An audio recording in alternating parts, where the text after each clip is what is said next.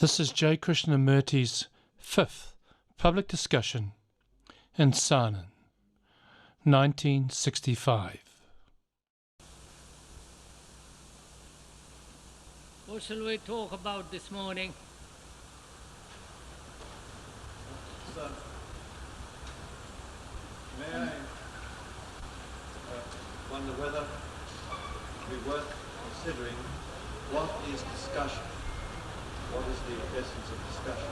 I don't know whether it's possible to discuss with so many people, but some of us discuss when we're not available, small groups, and what is real discussion might be important. And related to that, I have a question. How can a person learn who is not so brilliant as another in learning? I have found that in discussions often the speaker is so brilliant and he gives what he learns so quickly that I can't follow. Yesterday, for example, when you asked for more time, it was begging. I may explain that kind of situation. And then once the speaker has given what he learns, then anything you might say seems, it's like putting a candle in the sunshine. And whether it's worth putting a question, leaving it to be with much longer, I don't know whether that's possible.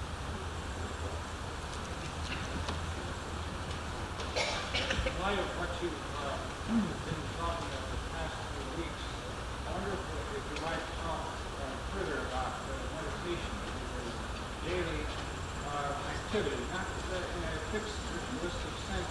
That's not the quality of question, but as a voluntary daily activity. As the essence of time was traced yesterday, would it be possible to trace down the essence of dying to every moment? I'm going to repeat it, sir. I'm going to repeat it. Mr. David Young asked, what do we mean by discussion?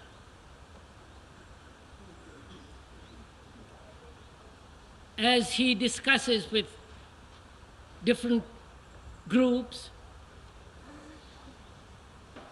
he finds that one or two people are brilliant and the rest are not. And from that discussion, because of the brilliance of the few, there is hardly any learning. And so he says, what is discussion, the intention of the discussion, and what is learning? Then someone asks, would you please go into the question of meditation in daily life, not as an abstraction, not something that you do occasionally, but is it possible to be in a state of meditation throughout the day, naturally and easily? The other question is, as we traced yesterday, some of the movement of time, the questioner asks if we could this morning go in detail into the question of dying to everything, dying so as to be fresh and new every day. Yesterday, you have been pointing out the days of escaping, and therefore the possibility of facing what is. Now, I would like to ask, how can one deal with the extremely difficult problem of the unconscious traumatic urgencies, which are rather compulsive? I've heard part. I haven't heard the first part of the question. How can one deal adequately with the unconscious traumatic and therefore compulsive urgencies? Could you tell How me? can one deal with the unconscious, traumatic, compulsive urges? How can one be free from traumatic, compulsive urges, mostly unconscious? Yes.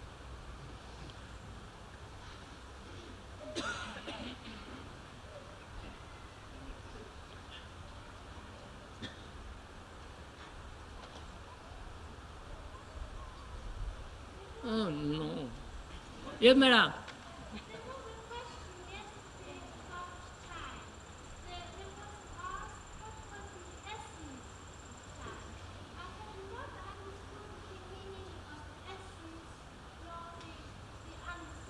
Yes. What do you mean by the essence of anything? Essence of time, essence of love, and so on. What were you going to say, sir?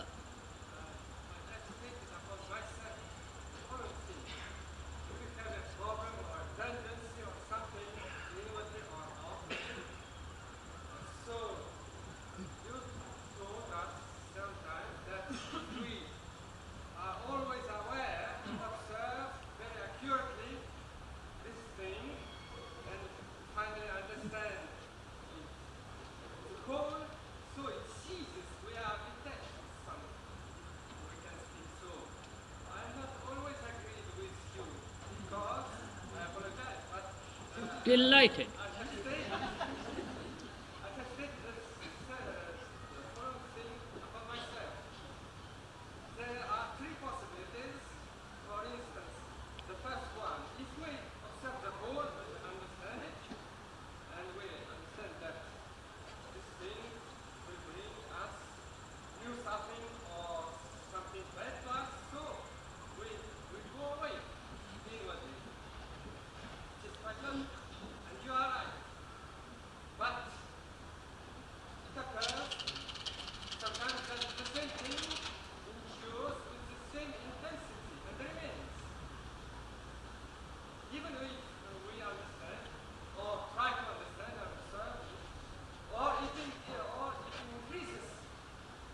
I'm sorry, you're making the question too long, sir, to repeat, and I can't hear every word that you're saying. Therefore, the question is not clear. Would you make it brief? There are three possibilities. Or this thing ceases, or it endures with the same intensity, or it increases. For instance, the problem of the hunger. If we wait, the hunger increases. Even if we understand the cause. When you are aware of a conflict, one of three things can happen. It might disappear, it might continue, and it might increase.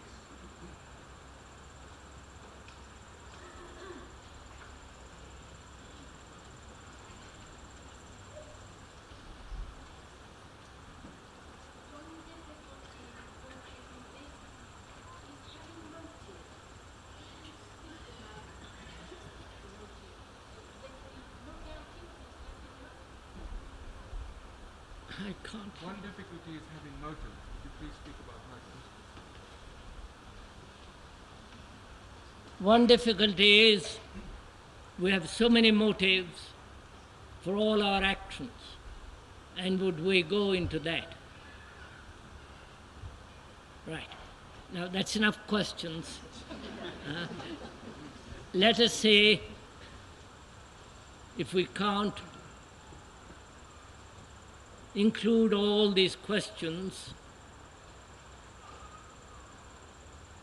in one question. First of all, what is the meaning of these talks?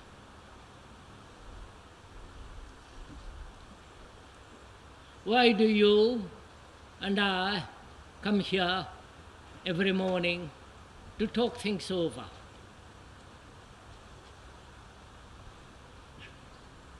Either you treat the speaker as your authority from whom you're going to learn,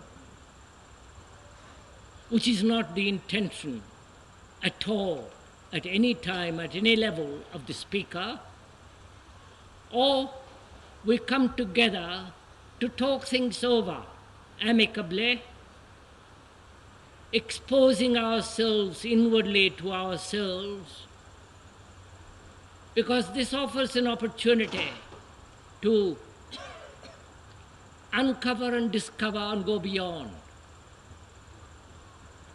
At least that is the intention when we come here, at least when I come and talk.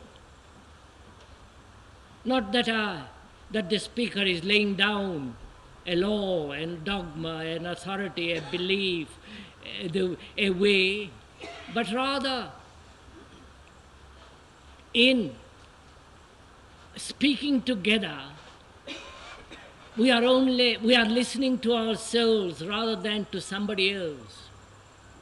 And so in listening to ourselves, we discover an infinite lot, a great depth to all our words and meaning. At least that is the intention of these discussions here the last 4 or 5 times, and also the talks which we've had during the 10 days previously. So, if we treat these discussions merely as an intellectual, verbal battle of opinions, then I'm afraid it will be of very little use. What we are concerned is seeing this misery within ourselves and in the world, this confusion, the incessant battle between man and man, whether there is a different way of living altogether, not in certain areas, either economic, social, or some other area, but to live a life totally different in all the areas. That is why we have these meetings here. And to learn is to listen. Not to listen to the speaker only, but to listen to that river.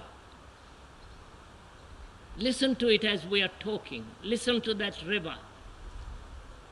Listen to the boys shouting. Listen to your own thoughts, to your own feelings, so that you become completely familiar with them. And becoming familiar is to understand. And to understand, there must be care to listen. Not to listen to your opinions only, because that you know very well what your opinions are. Your opinions are your prejudices, your pleasures, the conditions in which you have been brought up. But one has not only to listen to those conditionings, but also to listen to all the impacts, if one can, of the outward influences and reactions. And thereby, through this learning, through this listening, seeing, there comes a learning. That is the intention of these discussions and talks. Then the next question was, is it possible to meditate throughout the day without making meditation into some squalid affair of an hour or 2 or 10 minutes, but sustain it throughout the day? And whether it is possible through this meditation to understand the nature of dying and what it means to live anew.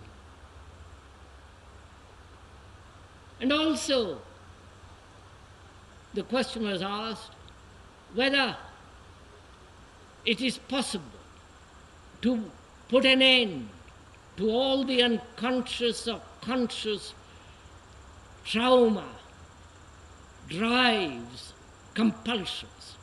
So we'll limit ourselves this morning to those questions. Perhaps if we begin to discuss, talk things over about meditation, then perhaps we shall include your question about the way of dying to everything so the mind is made anew, and we shall also understand the compulsive urges that we human beings have. Right. That word meditation must be used most guardedly, with a great deal of hesitation, because in the Western world, here in this part of the world, and it's a great pity the world is being divided into the West and the East. In this part of the world, meditation has very little meaning.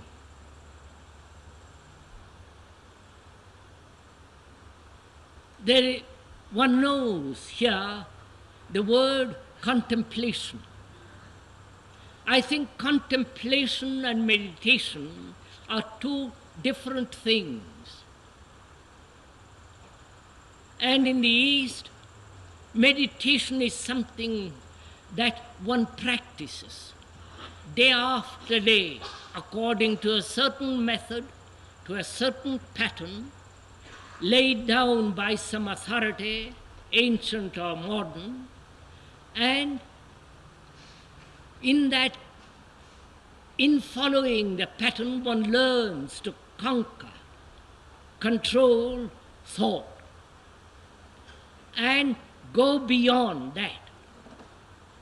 That is what is implied in generally that word, meaning of that word. So, we'll forget for the moment what the East means by that word, or the West, which is not fully acquainted with that word either.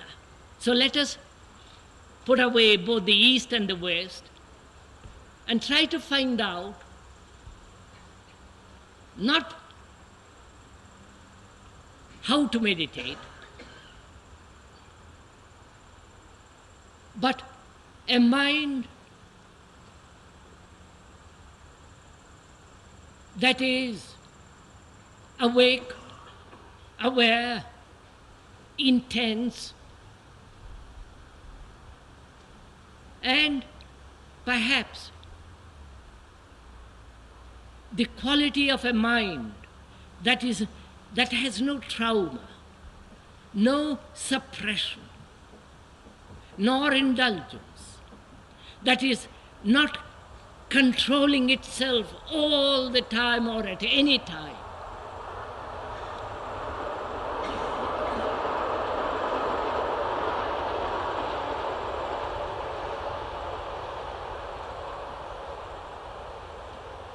A mind that is free and therefore never lives in the shadow of yesterday. So we are going to consider that.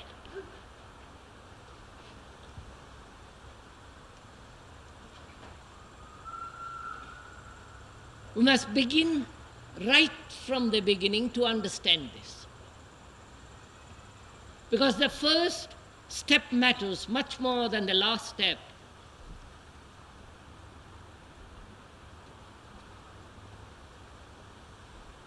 Freedom is not at the end, but at the beginning.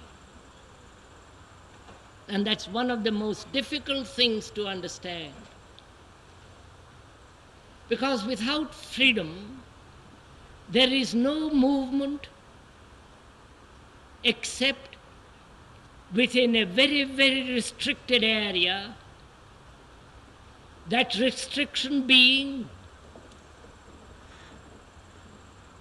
based on the image or the idea of organized pleasure.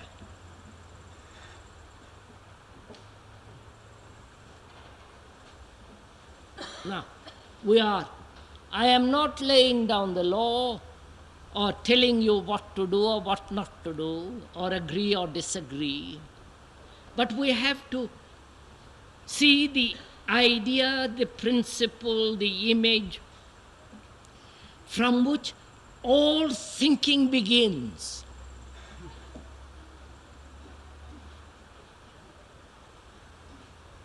From which all our reactions come. And without understanding that, it is not possible to be free to go far beyond the limitations of the mind or the limitations of a society or a culture in which we have been brought up.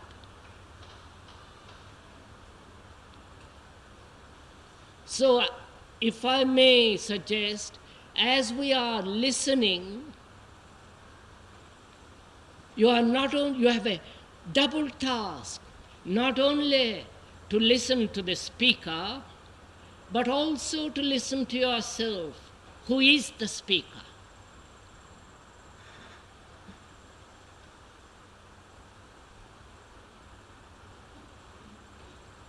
You say, we all want wider and deeper experiences, more intense, more alive, not repetitive. And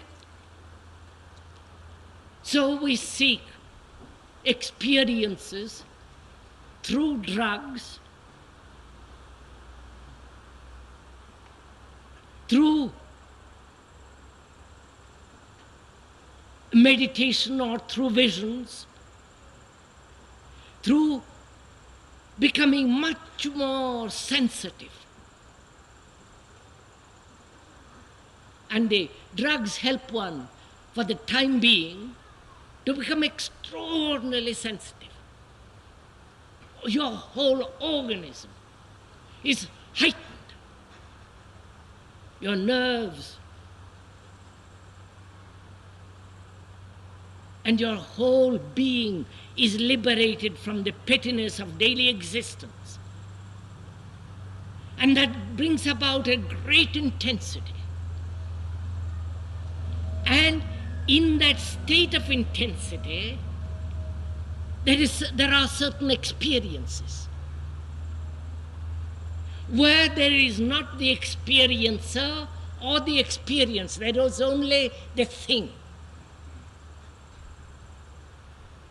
There is only the flower if you are watching that flower, not the watcher watching the flower. Or there is only that projection of the background as a fact. And so these drugs in various forms give to the body, to the whole organism, and so to the brain, a quality of an intensity, of an extraordinary sensitivity.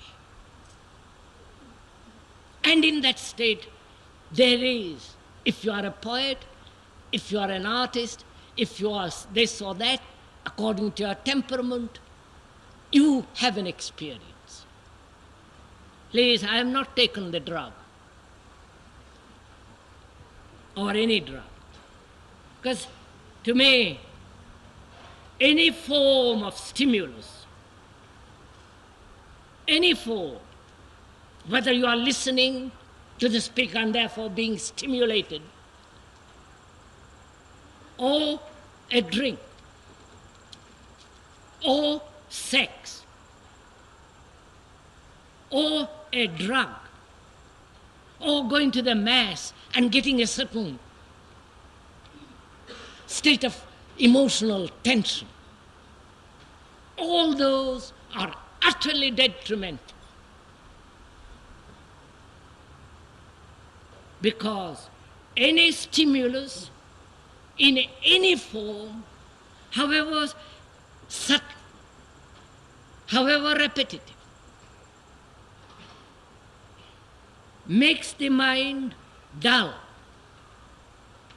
because it depends on that stimulant. Therefore, the stimulant, whether it is the mass, whether it is the drug, sex, or some other stimulant, may, because it establishes a certain habit and thus makes the mind dull. So, most of us want wider and deeper experiences. Therefore, we meditate. You're following? Therefore, we hope by meditation, by control of thought, by learning, by getting into some peculiar emotional, mythological, mystical states, having visions, experiences, you have reached an extraordinary state. You have not. So if you are using meditation as a means to something, then meditation becomes another drug. Therefore, meditation creates a habit and therefore destroys the subtlety, the sensitivity, the quality of a free mind.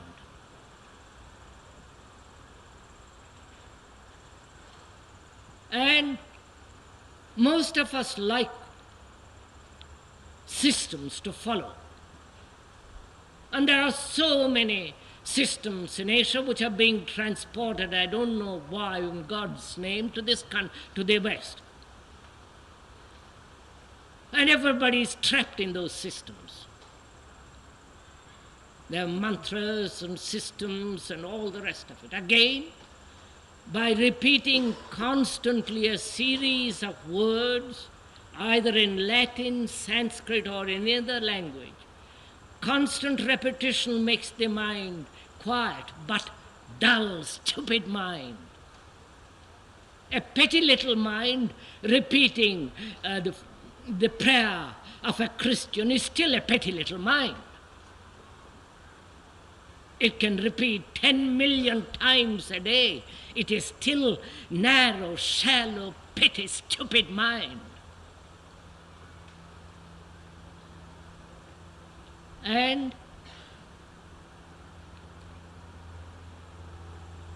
meditation is something entirely different if we understand all this.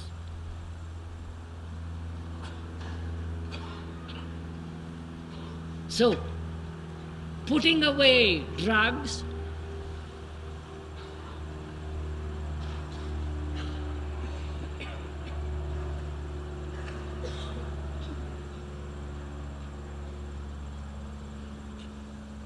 rejecting drugs, rejecting methods, the repetition of words in order to reach some peculiar state of silence, which is really stagnation, putting away every form of desire for further experience,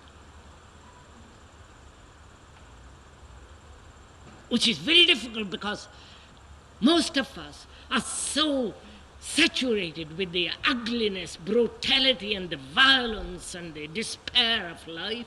We want something more than that. So we are longing for new experiences, whether to go to the Mars, outwardly or inwardly, deeper experiences. So one has to put all this away.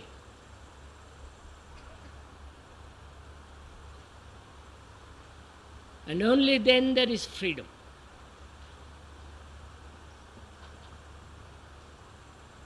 And the manner of putting away these things are great importance. I can put away not wanting visions because I think it's too silly, but inwardly I may still want experiences. I may not want to see Christ or Buddha or this or that person. That's too obviously silly because it's a projection of one's own background. I may rationally, logically reject it. But inwardly I want my own experience, which is not contaminated by the past. But all experiences, all visions, all is contaminated by the past. So I have to understand the depth, the height, the significance, the quality of the past. And in the understanding of the quality of the past, I am dying to it. The mind is dying to it. Right?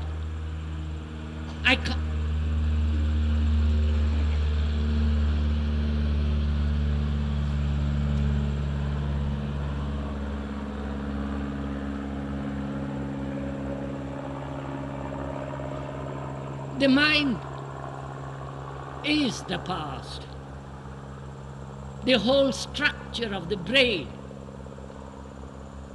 with all its associations, is the result of the past. It is put together by time, 2 million years of time.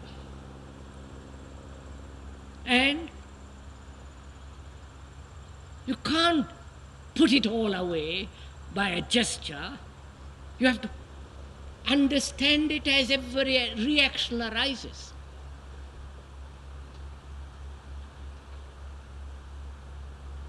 And as most of us have still the animal in us, a great deal of the animal in us, we have to understand all that.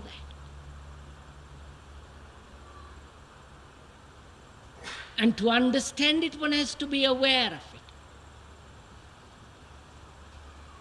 To be aware is to watch it, listen it, not condemn it, justify it. So, by becoming aware outwardly and inwardly, by being aware and riding on that awareness of the outward movement as a tide that goes out and the tide that comes in, riding on that, the mind then begins to discover its own reactions, responses, demands, compulsions. And to understand these demands, urges, responses, if you condemn, then you don't understand. It's like condemning somebody or a child, because that's the easiest way to deal with a child. Therefore we condemn and we think we understand, we don't. So we have to find out why we condemn. Why do you condemn? Why do you rationalize? Why do you justify?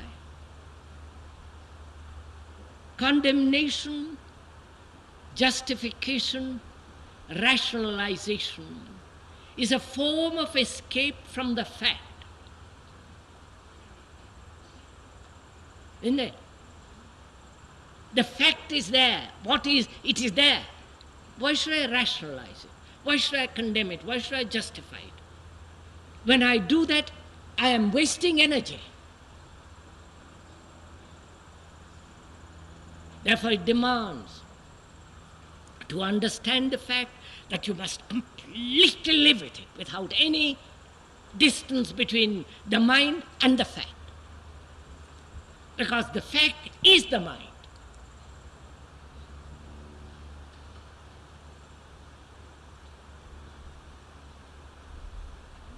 So when you have rejected drugs, the urge for experience, because you understand how we want to escape from this monstrous, ugly world into something extraordinary. We invite experiences. And that again becomes an escape from the fact. And as the mind is the result of the past, as well as the brain, one has to understand the conscious as well as the unconscious past. One can understand it immediately, not take time, months, years going to the analyst or analyzing yourself. You can understand the whole thing immediately with one look, if you know how to look.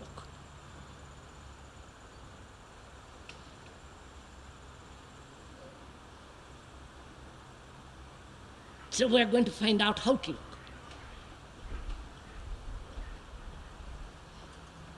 And you cannot look if there is any sense of condemnation, any sense of justification of what you see. That must be completely clear. That to understand a child, you can't condemn it. You must watch it. Watch it while it is playing, crying, laughing, sleeping.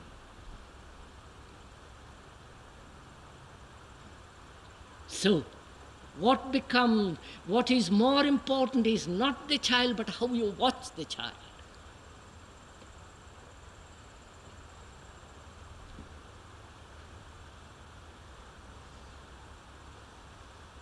So we are now considering how to look, not how to look, not the method. We are trying to understand whether it is possible by one look, you know what I mean by look, not with your visions, with your eyes only, but look inwardly, with one look, to understand this whole structure and be free of it. That is what we mean by meditation, nothing else.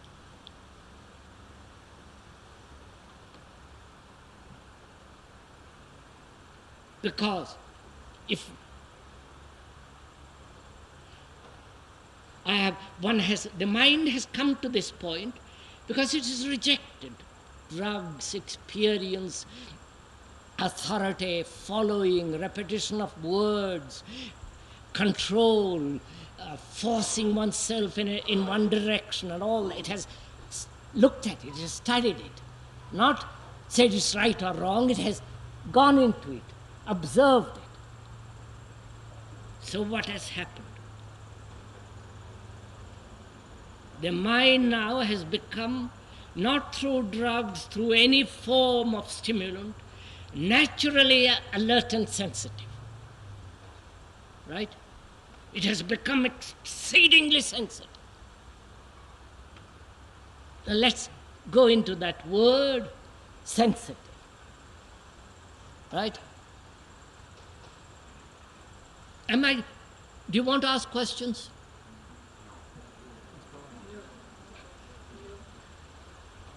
You want? No, just a minute, please.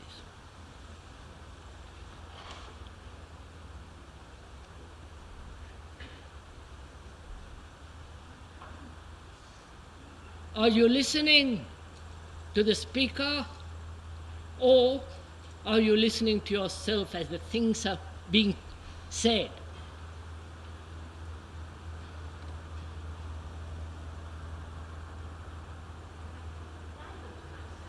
Huh? I can't see myself as you speak of.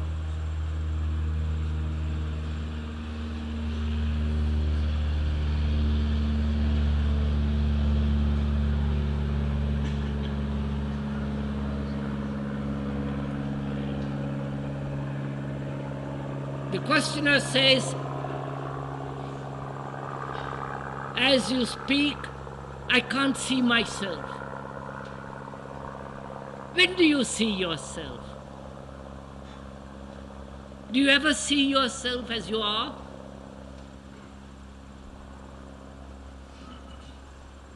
Not here, but when you go out of the tent. The poses, the mannerisms, the pretensions, the vanities, the wanting to impress by your not, what you are.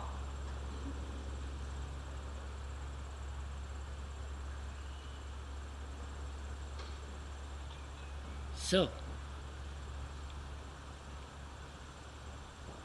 we are now trying to see what we mean by sensitivity, which is great importance, please. You understand? Sensitivity of the body, the organ. Sensitivity of the brain. And the total sensitivity.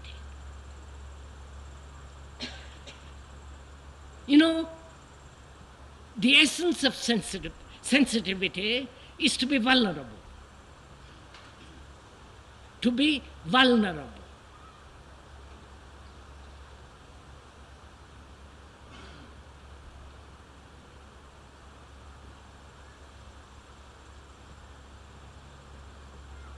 Organically, physically, when one is in good health, you are vulnerable, aren't you? And you can reject any disease that comes near you. But if you are weak, have disease, you are not vulnerable.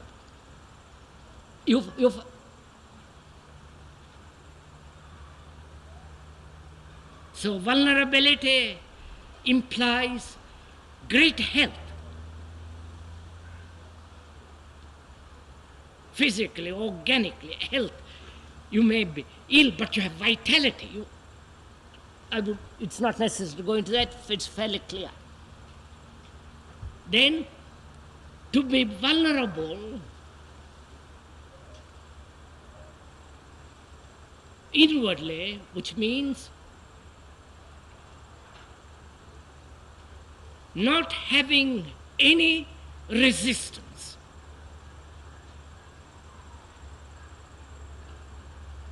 Not having any image, any formula. Not saying this is the line I draw and I react from that line. That's merely a resistance.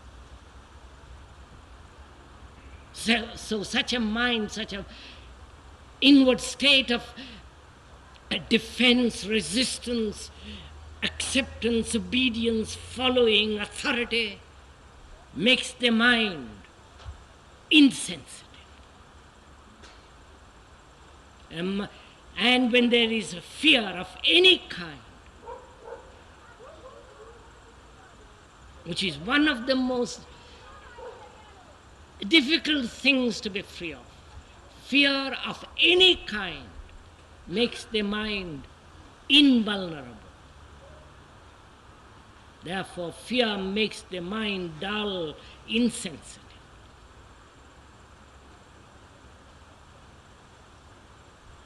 Or there is no sensitivity when you are seeking fame, obviously. When you are dogmatic, when you are violent, when you are in a position of authority, use that authority by being rude, vulgar, oppressive. All those obviously make the mind, the whole being, insensitive. Because it's only a mind that is vulnerable, is capable of affection, love. Not a mind that is jealous, possessive, dominating. So we understand now, more or less, without going too much into detail, what sensitivity we mean. I think we also all mean that. But to be in that state, not intellectually agree. Or say, how am I to come to that state where I am totally vulnerable, and therefore totally sensitive? You can't come to it by some trick. You come to it naturally, sweetly, easily, without effort, if you understand all that we have said previously about drug, experience, ambition, greed, envy, all that.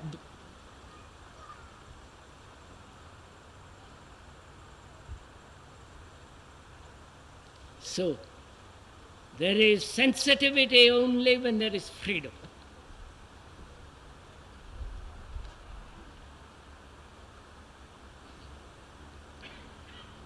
Now, freedom implies, doesn't it? Not freedom from something, but freedom per se. And so, having understood the past, having looked, or, as we said, by one look to be free of the whole structure. And that's what we are considering now. That is, to look, to observe, to be aware of the whole structure. Instantly, there must be sensitivity. And that sensitivity is denied if there is any form of image about oneself or about what one should be. And that image being based on pleasure. And therefore, the mind that is seeking pleasure in any form is inviting sorrow.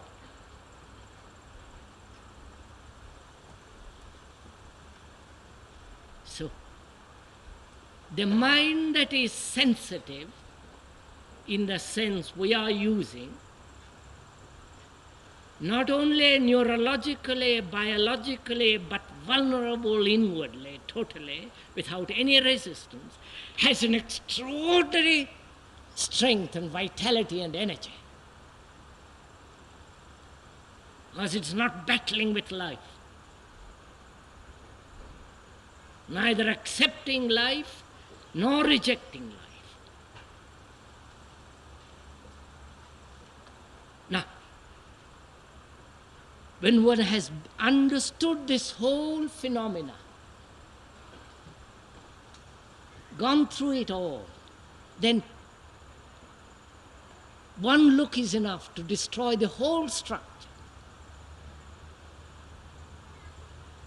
This whole process is meditation.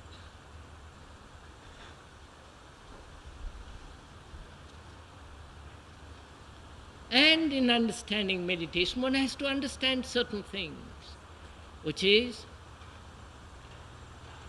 control and identification.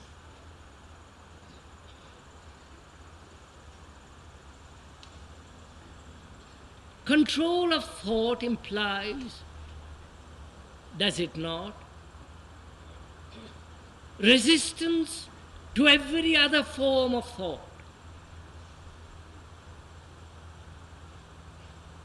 I want to think about that one thing, but thought wanders away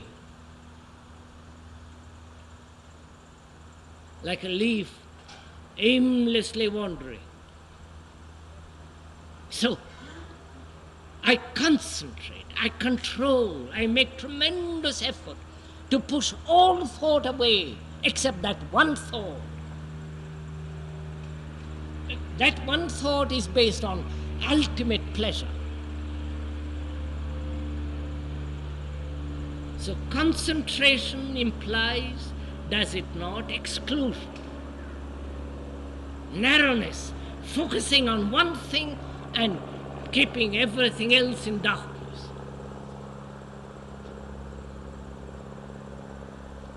But when one understands what it is to be attentive,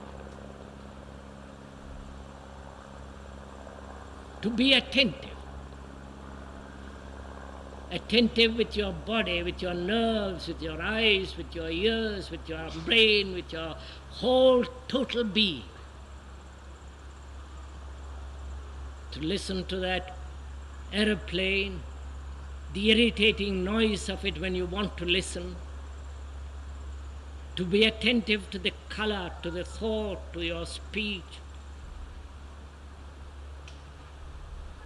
Then, in that attention, there is a concentration which is not exclusion. I can attend, I can work on something without exclusion. And there is another factor, which is, as a child is absorbed by a toy, and the toy is more fascinating, and therefore, in that fascination, the boy is completely lost, the child is completely lost, therefore he becomes quiet, not mischievous, not naughty, doesn't tear, run about. The toy has become the thing that takes his mind, his body, everything. The toy has absorbed him. And we also, as the child, want to be absorbed by an idea, by our images, or by the images that have been given to man, as Buddha, as Jesus, as Christ, as all the rest of it.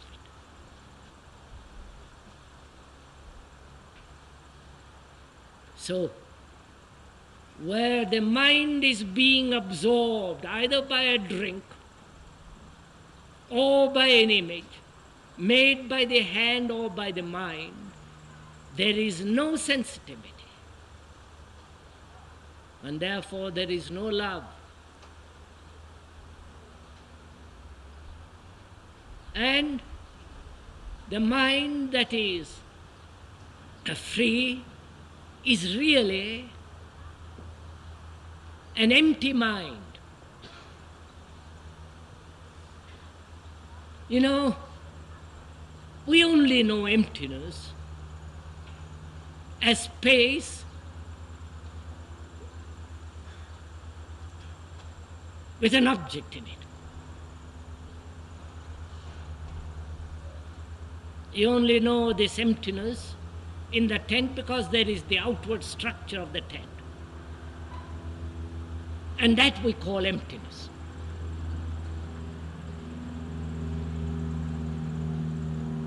We do not know the space, not between the earth and Mars, we're not talking about that. We don't know the space without an object, and therefore we don't know what emptiness is.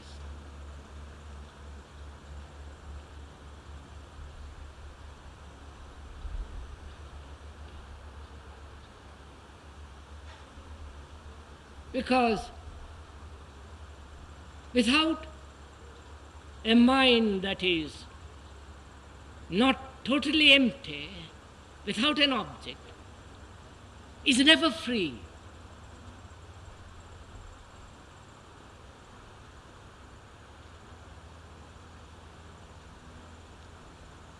You know, it's very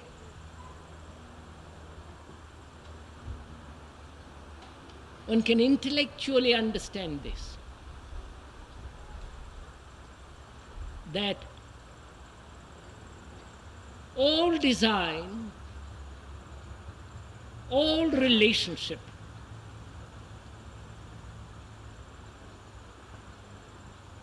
all action takes place within the space created by the object or by the center or by the image.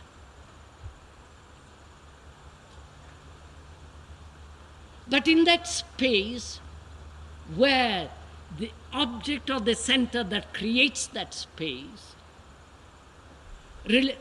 freedom is limited by that space between the object and its extension.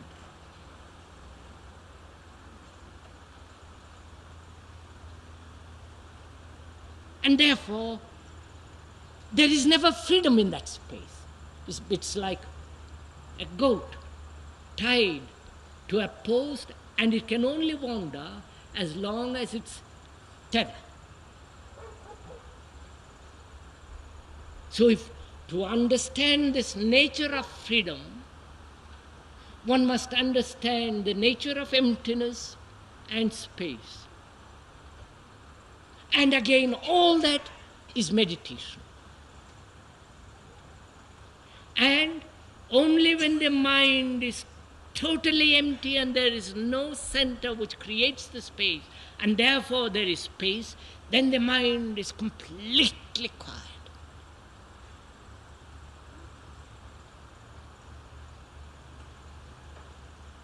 The mind then is extraordinarily still. And it's only in stillness, which can only take place in this emptiness which is space, without the object. All energy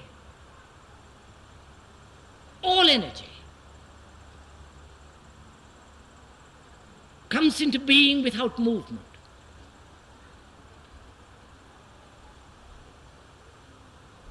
You know, when energy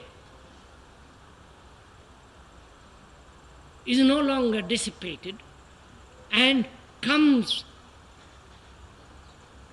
together without any movement, there must be some action. Right? A kettle that's boiling, if it has no escape, it must burst.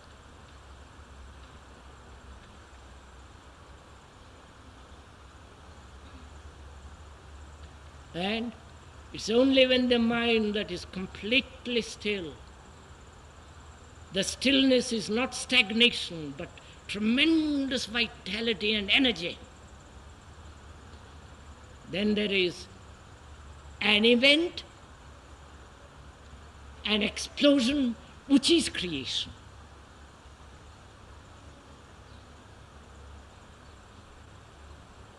Not writing books. Good God, the world is filled with books. I believe, forget now the number of books there are every week produced, 4,000 or more.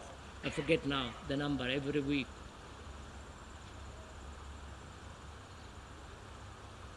Writing a book, writing a poem, becoming famous is not creation, it's self-expression. In no manner is creation. And a mind that is not in that state of creation is a dead mind. So one must begin to, if one would understand meditation, one must begin right from the beginning. And the beginning is self-knowledge. Self-knowing is the beginning of wisdom. And the ending of sorrow is the beginning of a new life.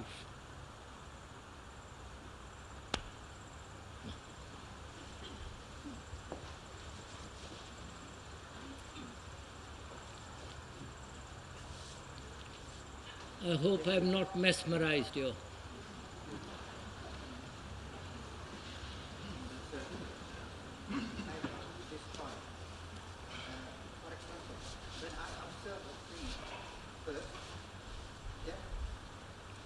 There will be a movement that I observe the state of my mind in connection with the tree. Is that the point? Sir, Have you listened to what has been said?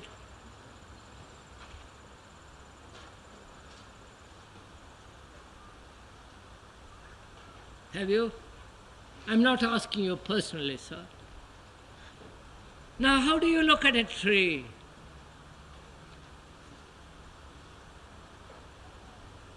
How do you look at? Do you look at all at anything? Do you look at your neighbor, at your wife, at your children? Do you look at your job?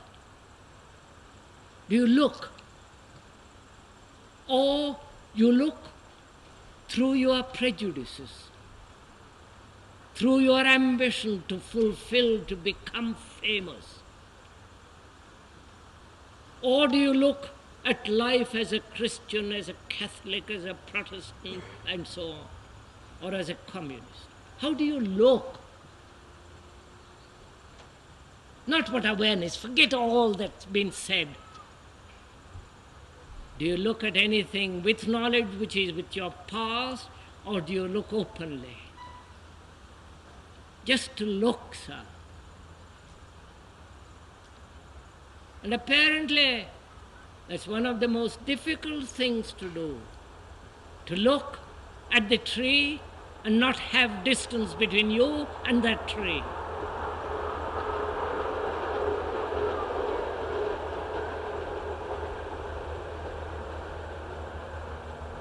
Do you understand my statement?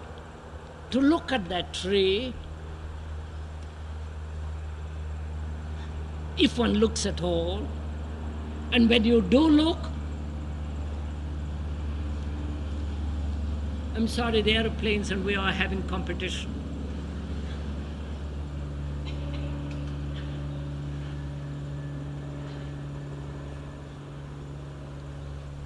To look at that tree, if you do look, and when you do look, do it please as we are talking. Listen to that sound.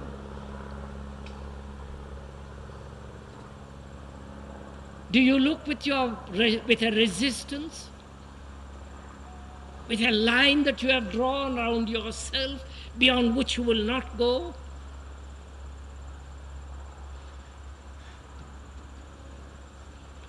A platform you have created for yourself through belief, fear, dogma, greed, from which you look? And therefore, when you do look in that way, there is a distance between you and that tree. Therefore, you're not looking. You're not observing. You're not listening.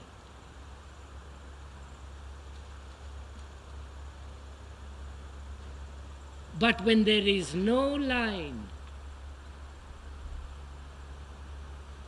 a wall round yourself of which you may be conscious or unconscious, when there is no line, wall, image, a center from which you are looking, then is there a distance between you and the tree? Find out.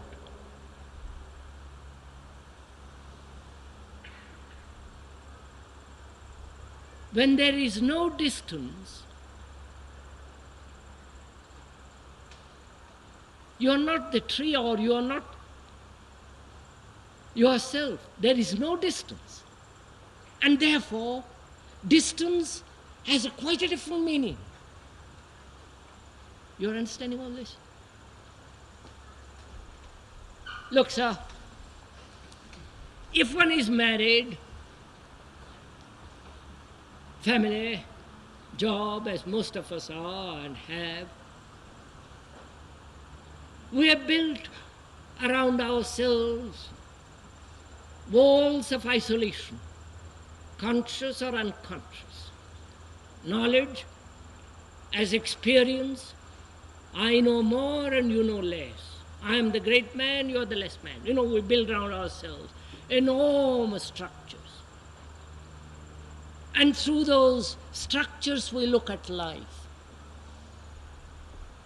Whether the structure be knowledge or self-importance, or a craft, a technique that you have learnt as a writer, as a poet, as a scientist, as this or that, lawyer. And through that you look. Therefore, the distance between you and the tree and the neighbor and your family is quite a different distance from the distance in which there is no center, no line, no fortification. Excuse me, sir. In which sense you use the word distance? As a screen. No, all right. The question is, in what sense do you use that word distance? As long as there is a screen, the distance breeds conflict. Right? Oh my, huh? But there is a distance between that tree and yourself who have no center. To reach there, to get to the mountain. But is there a distance between the fact,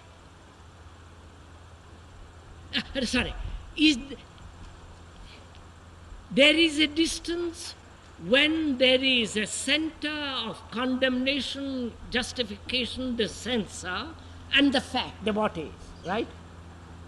But when there is no center as the censor, is there a distance between the fact and what?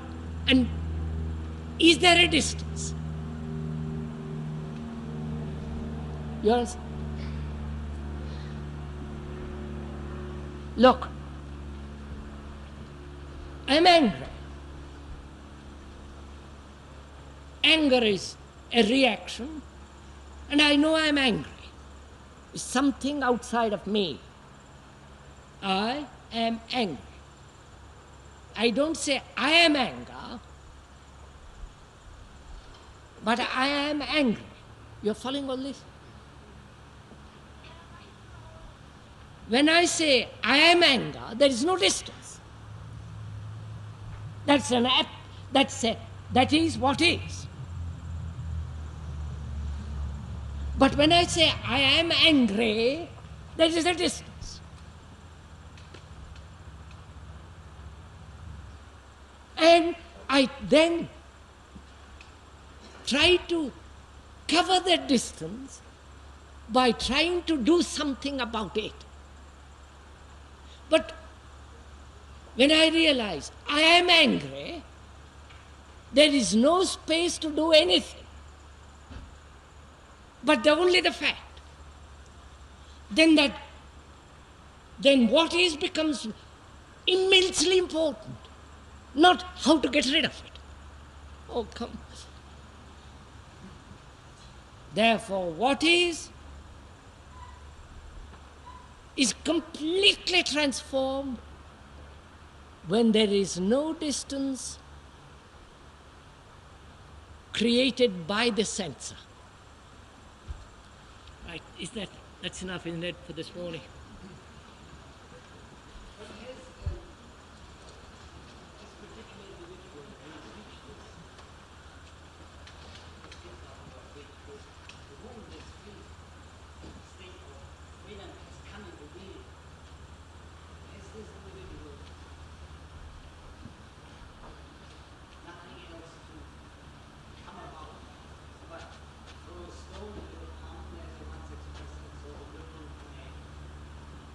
You are saying, sir, are you, what is the function of such a human being?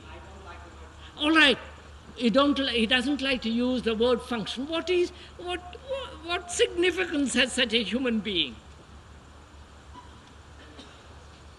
What's the value to society, to the family, to culture, to what importance has he as a human being? Is that it? None whatever.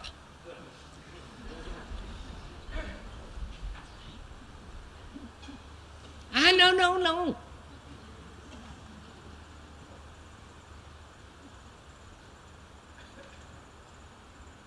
We want to transform society. We want to alter. We say we must help another. All the rest of it.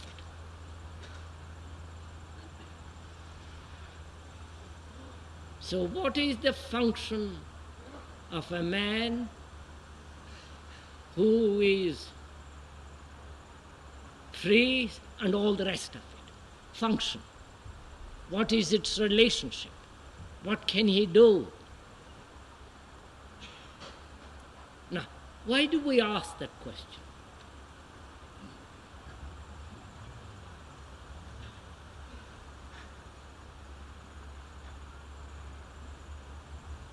Why does that question arise at all?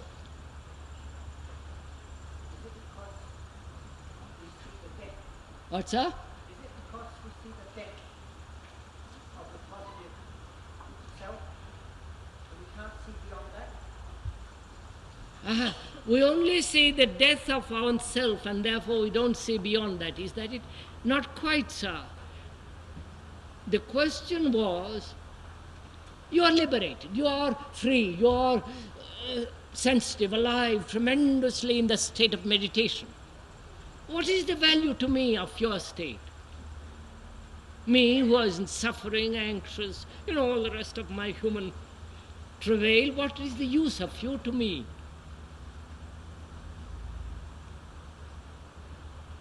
Why do I ask that question? You are there, like a flower, like a sun, like some extraordinary sense of beauty. You are there. And I say, why do I say, what will you do to help me? What is the use of you? I say it because I want to get something of you. Of that, will you help me? And I put out a begging bowl, a hand, so that you will fill it. That's all our relationship is. But if I realize that you cannot possibly help me,